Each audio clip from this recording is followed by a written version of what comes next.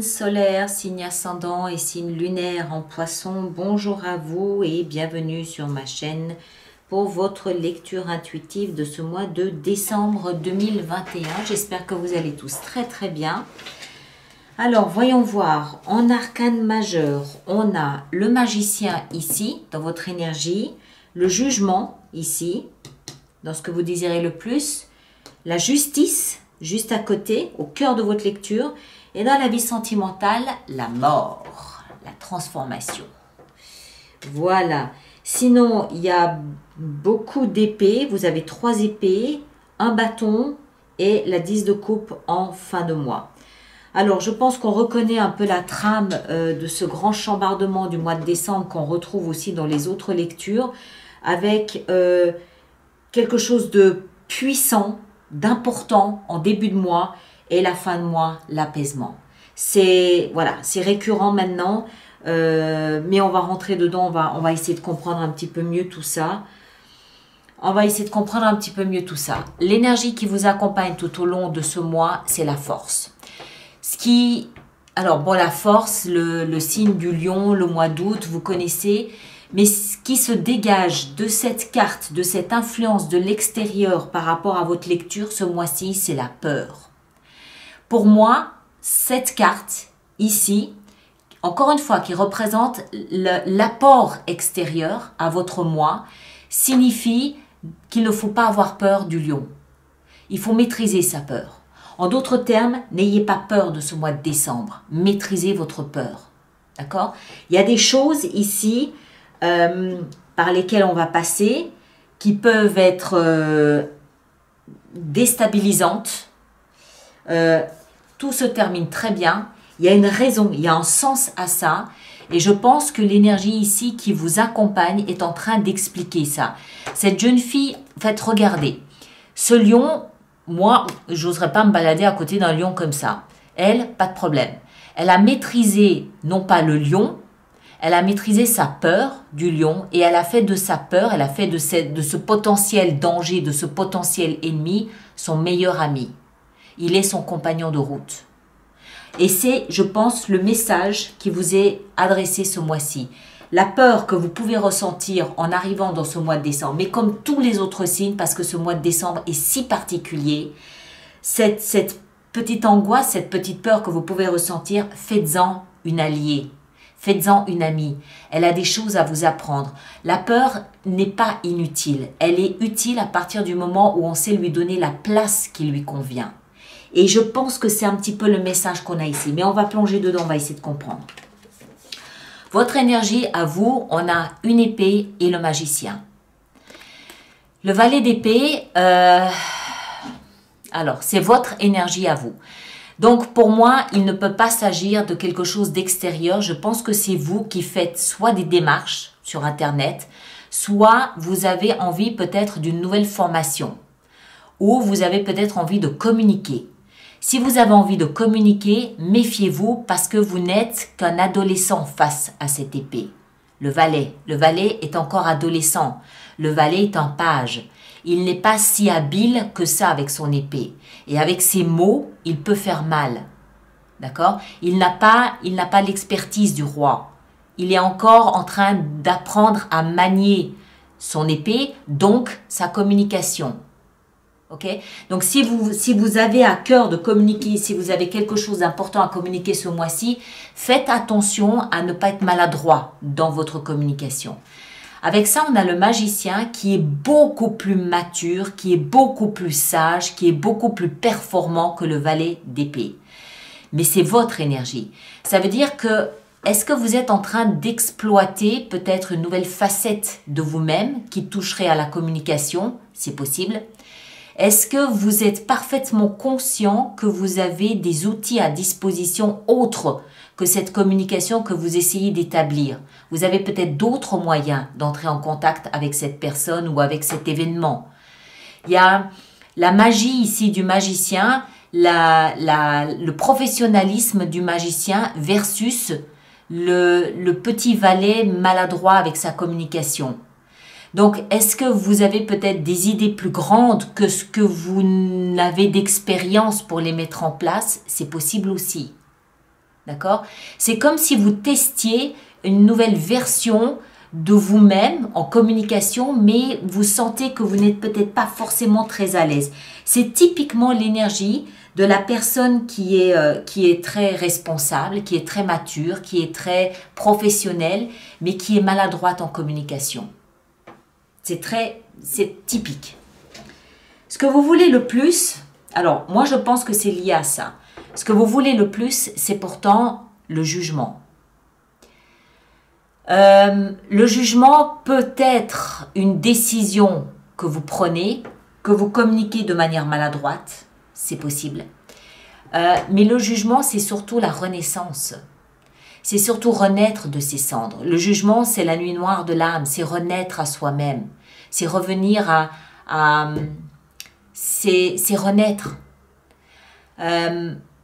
Alors, le magicien, il sait très bien comment renaître, il sait très bien comment favoriser ce processus de renouvellement, de rajeunissement, de recommencement, de réincarnation. Il sait très bien comment faire le magicien, c'est son univers à lui aussi. Mais le valet à côté le communique de manière extrêmement maladroite, encore une fois. Alors, soit vous cherchez à prendre une décision de manière irrévocable et vous ne savez pas très bien comment le communiquer, soit vous, ce que vous désirez, c'est renaître. Il faut le voir, le jugement, comme le phénix qui renaît de ses cendres. Vous renaissez. Hein? Vous êtes aidé en cela par le magicien.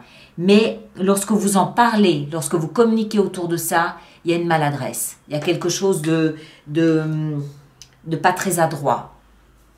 Ce qui va vous aider, c'est la justice. Alors, je ne pense pas qu'il soit question ici de la justice des hommes. Je pense qu'il s'agit d'une certaine façon de la justice des dieux, de la justice universelle. Et je pense que ici, le message de cette justice, c'est fermer les yeux. La justice, si on arrive à focuser un peu plus, elle a un bandeau sur les yeux. Vous le voyez? Elle a un bandeau sur les yeux et elle doit se fier à ce qu'elle ressent. Et je pense que c'est ça le message. Fermez les yeux. Ne réfléchissez pas, ressentez. Ressentez peut-être cette renaissance, ressentez le meilleur moyen d'en parler, ressentez ce que vous désirez dire à propos de cela, ressentez où vous considérez que vous êtes juste. D'accord? C'est votre justice, c'est pas celle de quelqu'un d'autre, c'est la vôtre. Qu'est-ce qui est selon vous juste, selon vos termes, selon vos critères à vous? Qu'est-ce qui vous paraît juste? Ne regardez pas les faits, ne regardez pas les personnes, ressentez. Où est-ce que vous considérez que c'est juste? Ça va vous aider soit à prendre cette décision irrévocable, soit dans cette fameuse renaissance. D'accord? On comprend mieux avec ces énergies-là, entre le jugement, le magicien, et encore, on n'a pas encore parlé de la mort, on comprend mieux la notion de n'ayez pas peur. Faites de la peur votre allié.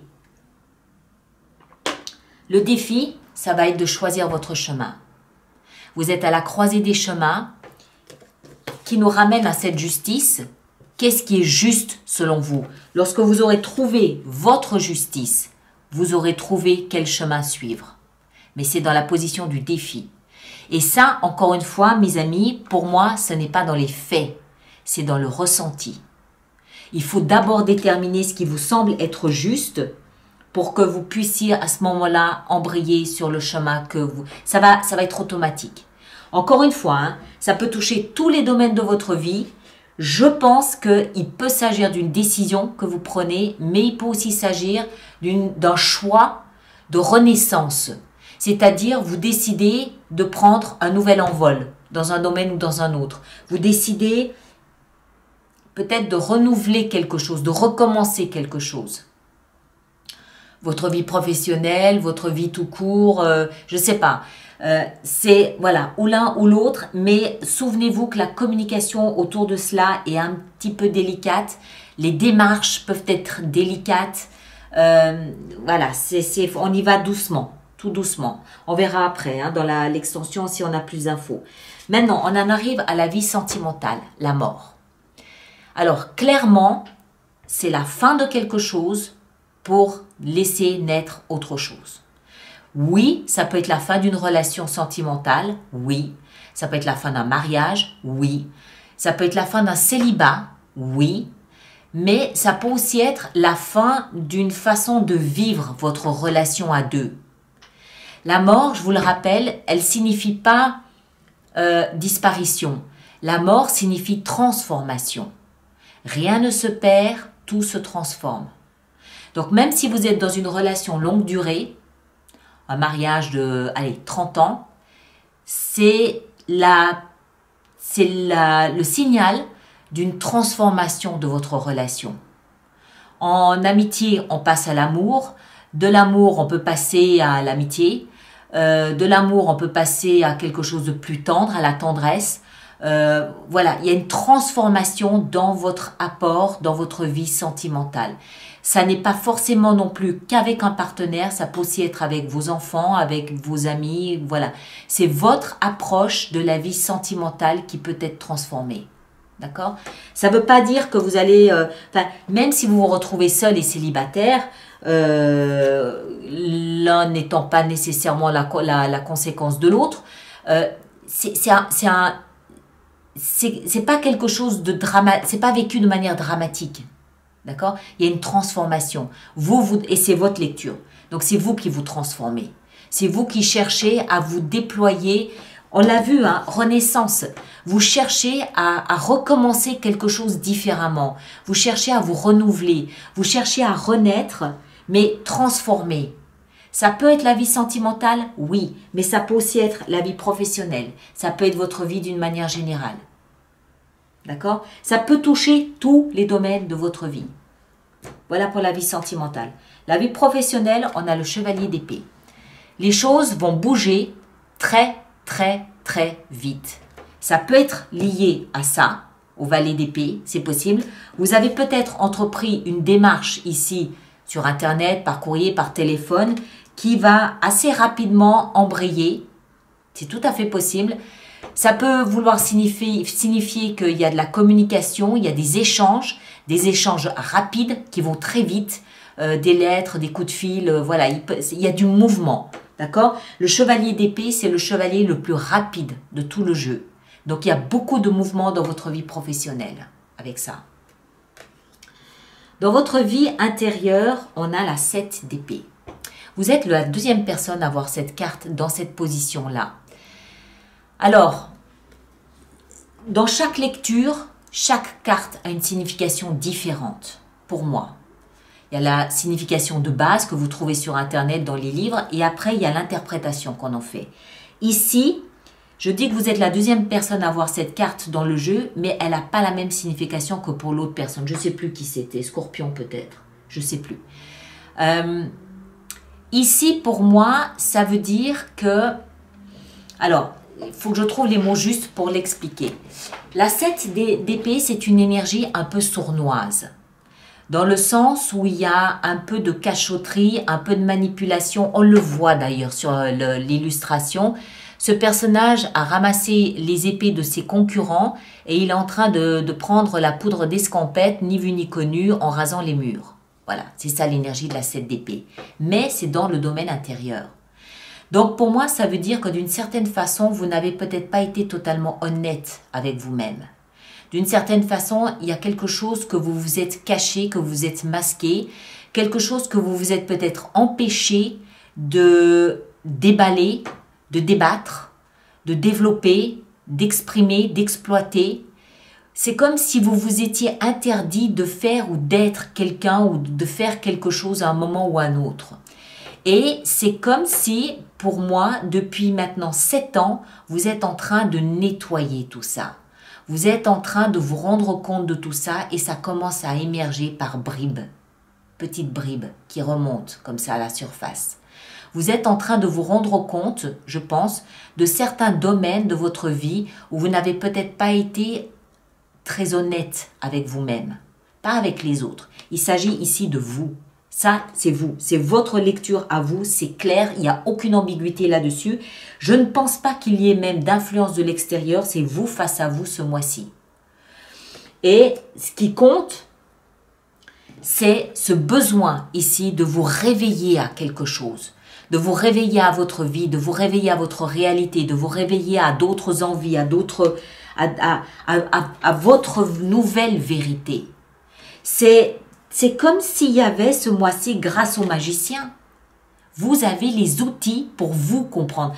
Peut-être que, vous savez, je vous disais, ce valet d'épée ici, c'est de la communication maladroite. Si ça se trouve, cette communication, c'est avec vous-même. Les mots que vous pouvez choisir pour vous parler à vous ce mois de décembre peuvent vous faire mal. Parce que vous pouvez vous rendre compte que vous n'avez peut-être pas été très honnête avec vous-même. Vous vous êtes peut-être menti. Vous êtes peut-être caché des vérités pour vous arranger à l'époque. Bon, les décisions prises à l'époque ont été prises en fonction des connaissances de l'époque. Aujourd'hui, c'est plus la même période. On a forcément un regard différent. Mais j'ai l'impression que cette justice, c'est vous face à votre propre tribunal à vous. Vous êtes devant votre justice, vous êtes devant votre tribunal et vous êtes en train de vous rendre des comptes sur ce qui s'est passé ou pas. Mais c'est ce mois de décembre, il est hallucinant, absolument hallucinant. Oui, plus je rentre dedans, plus je pense que c'est comme si cet enfant intérieur, à vous, était en train de vous demander de lui rendre des comptes. Et attention, parce qu'il est maladroit avec son épée. Votre propre vérité peut vous heurter, vous, ce mois-ci. C'est pas l'extérieur, c'est vous. D'accord? Mais, ce qui est bon, c'est qu'une fois que tout ça aura émergé, grâce au magicien, grâce au jugement, une fois que tout ça aura émergé de vous-même, vous êtes promis à une période d'apaisement. L'arc-en-ciel dans le ciel après un jour de pluie. D'accord? Mais il y a un passage au tribunal, il y a un passage devant votre juge, devant votre jugement à vous. Vous aurez peut-être une sentence pour vous, mais quoi qu'il en soit, une fois que tout sera nettoyé, exposé, établi, clairement posé sur la table, en fin de mois, ça y est, l'arc-en-ciel revient, le bonheur, la joie, les fous rires, les bons moments en famille, avec les autres, une vie sociale épanouie, voilà, c'est 10 de coupe, c'est le bonheur total, le bonheur absolu. Mais, boum, c'est pour ça qu'on a ça. N'ayez pas peur. C'est un passage obligé, je pense, où vous avez, vous, des comptes à vous rendre. Vous pouvez fuir, vous pouvez fuir, mais ça vous rattrapera. Donc, allez-y, souvenez-vous de ça, et puis vous verrez en fin de mois comment les choses, elles évoluent. D'accord? Alors, on va faire notre extension avec tout cela.